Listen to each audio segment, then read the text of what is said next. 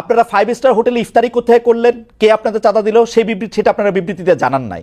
আপনারা রূপায়ণটার মধ্যে 2টা বিল্ডিং ভাড়া করে কেমনে থাকতেছেন, আপনারা এই 8 মাসে আপনারা এটা জবাব দিতে পারেন নাই।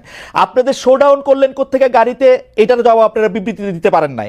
আপনারা কেন হাসনাত আব্দুল্লাহ হঠাৎ করে বলল আর্মি তাদেরকে ডাইকা নিয়ে বলছে আওয়ামী লীগকে রাজনীতিতে আসতে দিতে হবে, তারপরে আপনারা এটার নিয়ে কিন্তু কোনো একটা দলগত অবস্থান আপনারা জানান নাই। আপনারা বিবৃতি দেন না এমন না, কিন্তু আপনারা কিন্তু বিবৃতি দেন। জনাব নাহিদ ইসলাম এবং আপনাদের মিডিয়া সেলের পক্ষ থেকে আমরা অনেক বিবৃতি পাইছি, এগুলি ব্যাপারে আমরা কোনো বিবৃতি পাই নাই আনফরচুনেটলি। টক শো থেকে আপনি কথা কইলেন, এখন আপনার কথাটা কি আমরা শুনবো নাকি আপনার একটা পার্টির বিবৃতি আশা করবো? আপনি নতুন রাজনৈতিক বন্দোবস্তের কথা বলতেছেন, একটা নতুন আপনি আমাকে দেখাইতে পারবেন যে এনসিপির সাথে বিএনপির কি তফাৎ, এনসিপির সাথে জামায়াতের কি তফাৎ? কোন জায়গা দিয়ে আপনারা একটা তফাৎ করতেছেন আরেকটা জায়গা দিয়ে একটা নতুন বন্দোবস্ত আনছেন? একটা উদাহরণ দেখান একটা নতুন বন্দোবস্তের। আচ্ছা খালেদ ভাই, বিবৃতি দিয়েই যদি এসব অপসংস্কৃতি বা এসব ব্যাপার থেকে মুক্ত হওয়া যেত তাহলে বোধহয় বিবৃতি দেওয়া হতো। আমরা কোন কোন বিষয়ে বিবৃতি দিয়েছি আপনি নিশ্চয়ই সেটা যেহেতু খেয়াল করেছেন আপনি খেয়াল করে থাকবেন। এইসব ব্যাপারগুলা বিবৃতি দিয়ে দায়সারা ভাবে ফেরানো যাবে না, এগুলোকে জনগণের কাছে পরিষ্কার করতে হবে। এবং অর্থনৈতিক স্বচ্ছতা আমাদের রাজনৈতিক দল জন্ম নেয়ার আগে থেকে আমাদের অন্যতম প্রায়োরিটি। শুধু বাংলাদেশে কোন রাজনৈতিক দলের এই গত 53 বছরের রাজনৈতিক সংস্কৃতিতে অর্থনৈতিক স্বচ্ছতা কখনো কোনো রাজনৈতিক দল দেখায় না। এবং আমরা জন্ম নেয়ার আগে থেকেই এই আলোচনা, আপনি যে 8 মাস বললেন, জন্ম নিয়েছে 1 মাস আগে, এর আগে থেকে আমরা যখন এই প্রক্রিয়ার মধ্যে ছিলাম এটা ছিল আমাদের অন্যতম প্রায়োরিটি। আপনার একটা জিনিস, একজন ব্যক্তি একটা রাজনৈতিক দলের 1-2 জন কিছু করবে সেটাকে ডিফেন্ড করে একটা বিবৃতি দিয়ে কিন্তু ব্যাপারটা থেকে দায়সারা হওয়া যাবে না। বরং আমাদের হোমওয়ার্কটা হচ্ছে, আমাদের কর্মযজ্ঞটা হচ্ছে এই জিনিসটা কিভাবে স্বচ্ছভাবে মানুষের কাছে পরিষ্কার করা যায়, যাতে এটাই হচ্ছে আমাদের বিএনপি এবং জামাতের থেকে আমাদের পার্থক্য। বিএনপি এবং এই যেসব রাজনৈতিক দল স্টাবলিশ ছিল তারা কি শোডাউনের রাজনীতি করে নাই, তারা কি পেশি শক্তি দেখায় নাই, তারা কি আর্থিক প্রভাব প্রতিপত্তি দেখায় নাই বিভিন্ন জায়গায়? এটা তো আপনি অনেক অভিজ্ঞ, আপনি অনেক বছরের আপনার অভিজ্ঞতার। আমি বলি আমাকে শেষ করতে দেন যে এখন এটা থেকে আমরা ডিফারেন্ট কিভাবে হব, যে এগুলোকে আমাদেরকে চেক করতে হবে। বিবৃতি দিয়ে কিন্তু এখান থেকে দায়সারা ভাবে আমরা মুক্তি পেতে পারবো না, এগুলোকে আমাদের অ্যাড্রেস করতে হবে, এগুলোকে ফ্লেক্সিবল করতে হবে কিভাবে জনগণের কাছে পৌঁছানো যায়। এবং এই ইফতারের কথা এবং রূপায়ণ টাওয়ারের অর্থের কথা আমরা বারবার বলেছি, সেটা টকশো অন্যতম মাধ্যম বাংলাদেশের। পরিষ্কার বিবৃতি দিতে কি অসুবিধা? বিবৃতি দিতে কি অসুবিধা আপনাদের? বিবৃতি দিতে কি অসুবিধা? ভাই এটা না কোনো অসুবিধা নাই, কারণ আমরা মনে করেছি মানে এটা লিখিত কোনো কথা বলছেন না কেন যে নাহিদ ইসলাম স্বাক্ষরিত একটি বিবৃতি এরকম যে আমরা রূপায়ণ টাওয়ারের টাকাটা অমুক জায়গা থেকে পাই, একটু বলতে অসুবিধা কোথায়? আপনি কি মনে করেন যে বাংলাদেশের যে দমন পীড়নের কালচার এই বিগত দশকগুলাতে ছিল, আপনাদের টাকা দিলে তারা দমন পীড়নের সম্মুখীন হবে? আপনি আমাকে কথা শেষই করতে দিচ্ছেন না, পুরো সেন্টেন্সটা একটু শেষ করি।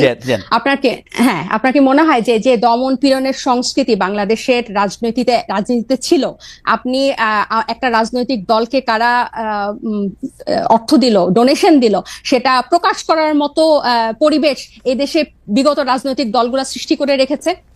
একটা সামান্য ফেসবুকে একটা কথা লিখলে সেখানে যেভাবে আমাদেরকে অ্যাটাক করা হয়, সেখানে আপনি মনে করেন যে আমরা আমাদেরকে ইনভেস্ট করে তার নাম প্রকাশ করব?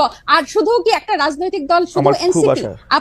আমার খুব আশা যে আপনি আপনার কথা নিজেও শুনতে পাবেন এক সময়। আমার মনে হয় যে আপনি নিজেও হয়তো শুনবেন যে আপনি আসলে কি বলতেছেন। এইটা আমার একটা আশা। আপনি অন্যান্য রাজনৈতিক দলের যে অর্থদান মানে ডোনেশন, এটা কি এই মুহূর্তে আমরা বারবার বলতেছি যে আমরা যেভাবে ক্রাউড ফান্ডিং করব বা যেভাবে আমাদের ডোনেশন কালেক্ট করব, এটা স্পষ্ট একটা মাধ্যমে আমরা ট্রান্সপারেন্সি তখন কেমনে করবেন? এখন পারতেছেন না, তখন কেমনে পারবেন? আপনি তো উন্নত দেশে থাকেন, ওখানে পলিটিক্যাল পার্টিগুলোতে কিভাবে মেইনটেইন হয়, একদম সেখানে কিভাবে মেইনটেইন পরিষ্কার? আমরা কি এটা একটা অ্যাডপ্ট করতে পারি না? আপনি কি জানেন না যে জো বাইডেনের তখন পারবেন, এখন পারতেছেন না কেন? তখন পারবেন, এখন পারতেছেন না। মাত্র 1 মাস হয়েছে এসেছি, শুরু থেকে এটা কইরা নিলেন না কেন? যেমন আমি পলিটিক্যাল পার্টি করলে আগে ঠিক করতাম যে তাজনুবা আমাকে 5 টাকা চাঁদা দিছে, সেটা আগে দেখাই দিতাম। এজন্য আপনি পলিটিক্যাল পার্টি করেন নাই, আমরা করেছি। আমাদের এই এবং আপনি বিএনপি আওয়ামী লীগের মতোই আরেকটা পলিটিক্যাল পার্টি করতেছেন না, এটা আপনি এত তাড়াতাড়ি 1 মাসে আপনি আমি 1 মাসই বুঝতে পারি সেটাও বলে না।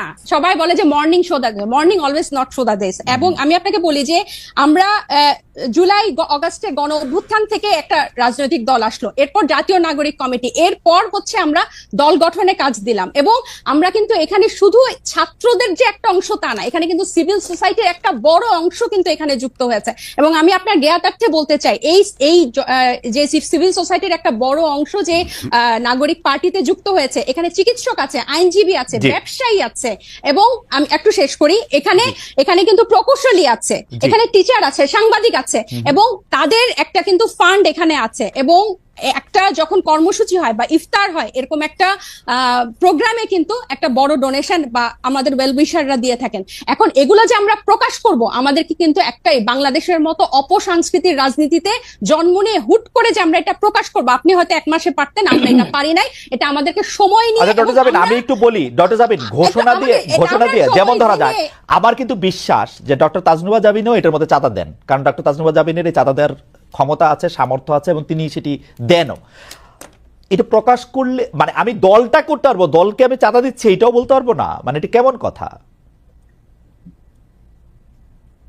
অবশ্যই বলতে পারবো, অবশ্যই, কেন বলতে পারবো না? আমরা তো একবারও বলছি না যে আমরা বলবো না, কিন্তু যারা একটা নতুন, আমরা তো একবারও বলি না যে খালেদ ভাই আমরা বলবো না। আপনাকে আমি বললাম যে আপনি যেসব উন্নত দেশে থাকেন সেসব দেশে কিভাবে হয়, আমরাও কিন্তু এগুলো বিভিন্ন ফলো করছি, এবং আমাদের একটা আইটি টিম হয়েছে কিভাবে এই ওয়েবসাইটটা ডিজাইন করা যায়, যেখানে টাকা কিভাবে ঢুকবে এবং টাকা বের হবে দেখানো যাবে। কিন্তু 1 মাসের আগে আপনারা যখন এই প্রশ্ন ইফতারগুলো যখন হয়, তখন 1 মাসও হয় নাই, ওই মুহূর্তে এটা কিভাবে প্রকাশ করব ওই পলিসিটা আমাদের হয় না। বারবার একই উত্তর দিয়েছি। রাইট, একই উত্তর আপনারা দিয়ে গেছেন। আমাদের উত্তরও আপনার রাজনৈতিক দল হিসেবে আমাদেরকে একটু ক্ষমা ঘেন্না করে মায়ের কম দিয়ে আমাদের উত্তর একটু শুনে রাখেন। আমরা দেখতেছি, আমরা যারা আপনাদেরকে টাকা দিছে বলে আমরা সন্দেহ করি, তারা গ্রেপ্তার হয় নাই, তাদের বিরুদ্ধে কোনো মামলা মোকদ্দমা কিছু হয় না, তারা সুখে শান্তিতে আসে, হচ্ছে আমাদের। এইটাও আপনারা একটু শুইনা সহ্য করে নিজেদের মধ্যে আলোচনা করেন।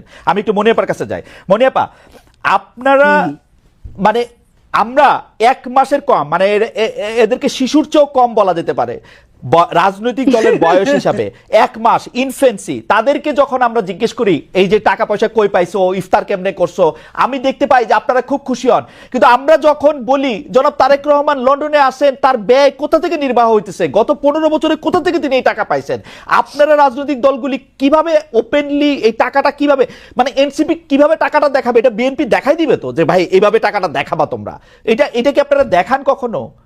কখনো কি আমরা এই কথা কইতে পারি যে গত 15 বছরে আপনি এটা দলটা কিভাবে চালাইছেন, আমরা কি এটা কইতে পারি? আপনি খুব ভালো প্রশ্ন করেছেন। আমি আপনার প্রশ্নের উত্তর দেওয়ার আগে আমি একটুখানি বলতে চাই, তাসনুবা যে কথাটা বললেন এতক্ষণ, প্রথম আলো রিপোর্ট নিয়ে কথা বললেন, বিএনপির বয়সটাও বললেন 47 বছর। তো 47 বছরের যে বিএনপি, যার নামে আওয়ামী লীগ 1.5 লক্ষের অধিক মামলা করেছে এবং প্রায় 50-60 লক্ষ আসামি আছে, শুধু আসামি আছে, যে মানুষগুলো একটা থানার মানুষও অনেক দলের নাই। আমি এটা অহংকার করে বলছি না, এটাই সত্য। এখন আমি এই জায়গায় বলছি যে তারা তো মাত্র নতুন 1 মাসের একটা দল, তো তাদের এত প্রশ্নের উত্তর দিতে হয় এবং দিতে পারছে না, কোনো প্রশ্নের উত্তরই তারা দিতে পারছে না। টিউশনি করা যে উপদেশটা 6 কোটি টাকার, না আপা, আপনি আপনার কথা বলেন, 30,000 আপা আপনি কথা বলেন, আপনি যে অর্থনৈতিক স্বচ্ছতা ওর কাছ থেকে দাবি করেন, আপনি যে অর্থনৈতিক স্বচ্ছতা জাতীয় নাগরিক পার্টির কাছে, তাহলে আপনি আরেকটা প্রশ্ন এনে তো লাভ নাই, টিউশনি করেন যে কর্মকর্তা, তার জবাব আমরা সে দিবে। আমি সেই প্রশ্নটার উত্তর অবশ্যই দিব।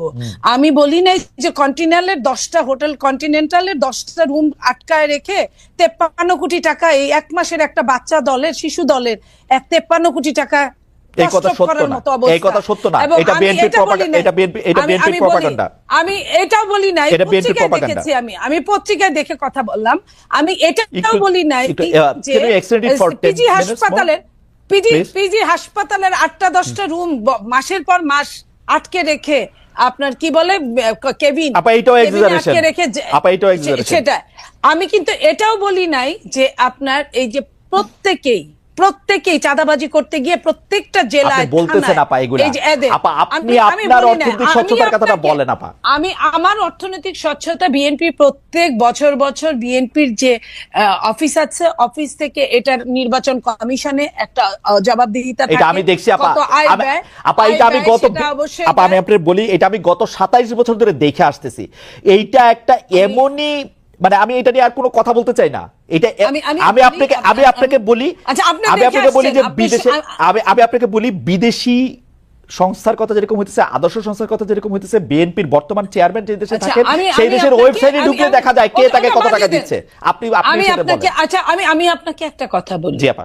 বিএনপির 300 আসনে মিনিমাম আপনার 5টা করে যদি ক্যান্ডিডেট থাকে, একদম একজন আরেকজনের চেয়ে যোগ্য, কোনো অযোগ্য নাই, 5টা করে যদি গড়ে ক্যান্ডিডেট থাকে, তাহলে 3 5 1500 রাইট। 1500 ক্যান্ডিডেট আছে।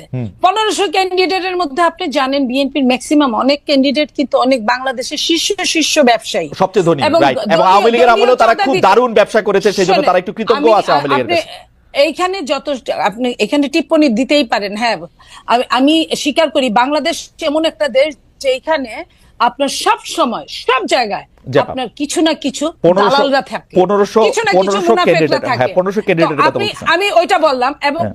যে লন্ডনে আমাদের নেতা থাকে জনাব তারেক রহমান, সেখানে প্রায় 30 থেকে 35 লক্ষ শুধু বাঙালিরাই থাকে লন্ডনে, 30 এবং তার মধ্যে 15-20 লক্ষ আপনার সিলেটি আছে, আপনি Right, খেয়াল করেন, right. যাদের অনেক হোটেল আছে আপনি জানেন, Right. যেমন ধরেন তারেক রহমান সাহেবের সেক্রেটারি আপা, ওখানে আপা, আপনি এই কথাটা বললেন না আপা, আপনার বিপদ হবে, আপনি আটকাবেন। আমি বলি, আপনি এই কথাটা বললেন না, আপনার আমি আটকাই, আমি আপনাকে খুবই ভালোবাসি, সেজন্য আমি আপনাকে আটকালাম। আমি আপনাকে বলি, আমার কোনো অসুবিধা নাই, শেষ করতে আমার দিবেন কোনো না। অসুবিধা নাই, আমাকে বলি, আমি প্রশ্নটা বলি। জনাব তারেক রহমান রে বাংলাদেশে থাকা 1500 সংসদ আমি পদপ্রার্থী ওইটা বলি নাই, প্লাস আমি সংসদ বা পদপ্রার্থীর কথা বলি নাই, তাদের কথা ব্যবসা। যে কেউ আমি তাকে লন্ডনের 1500 কথা কোটি বলছি। টাকা দেয়, আমার কোনো আপত্তি নাই। আমি শুধু এটা 1500 কোটি টাকা আমি দিতে এটা হবে ক্লিক কেন? করে দেখতে চাই যে এটা কোথা থেকে আসতেছে।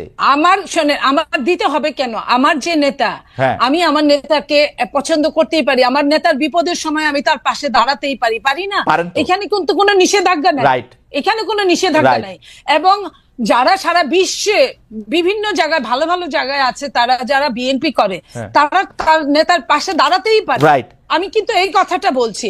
তার জন্য তাকে যে কিছু করতে হবে, সে তো সারাদিন কিছু করতে হবে না, কিছু করতে হবে না। একজন পাবলিক পার্সন হিসেবে আমাকে রাজনীতির দেখাবে, মিছিল। পাবলিক পার্সন হিসেবে আমাকে দেখাবে তার টাকাটা কোত্থেকে আসতেছে। আপা একটুক চাওয়া আমাদের।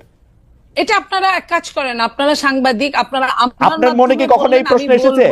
আমি যখন 1 মাস বয়সী, 1 মাস বসে কোথায় পাবো তারেক সাহেবকে জিজ্ঞেস করার জন্য? আপনাদের ছাড়া কারে পাবো জিজ্ঞেস করতে? আপনাদের সঙ্গে তো তার ভার্চুয়াল মিটিং হচ্ছে, আপনাদের সঙ্গে হয়তো হবে সামনে, অনেকের সাথেই হয়, তো আপনারা ওইখানেই জিজ্ঞেস করেন উনাকে, আপনারা জিজ্ঞেস করতেই পারেন আপনার ভার্চুয়াল কাছে মিটিং কি এ মনে হয় সাংবাদিকদের আপা? সঙ্গে যেদিন আপা, আমি প্রশ্নটা একটু অন্যভাবে করি। আপনার কাছে কি জি। মনে হয় যে বিএনপি যেভাবে অর্থনৈতিকভাবে চাঁদা বলি, টাকা বলি, যেটা যেভাবে হ্যান্ডেল করে বা মানুষের টাকা, এটা কি আসলে স্বচ্ছ?